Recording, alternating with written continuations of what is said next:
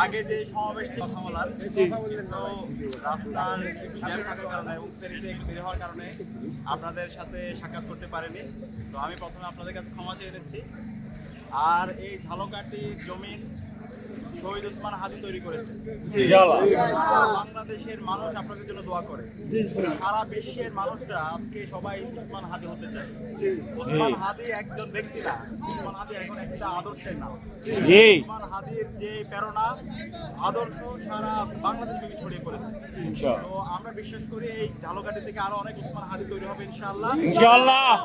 হাদি তৈরি করার জন্য ওসমান হাদির যারা উত্তরসূরি তাদেরকে আমাদের নির্বাচিত করতে হবে। আমাদের এই ঝালকাঠির মাটি ও মানুষের নেতা ইনশাআল্লাহ নিয়ামুল ভাই এই অঞ্চলের দীর্ঘদিন ধরে যিনি আপনাদের পাশে কাজ করছেন, ইনসাফের কথা বলছেন, ভারতীয় আধিপত্যবাদের বিরুদ্ধে যিনি কথা বলছেন এবং এখানে একটি মানবিক ঝালকাঠি তৈরি করার জন্য যিনি কাজ করছেন, আমাদের সকলের প্রিয় নিয়ামুল ভাইকে আপনার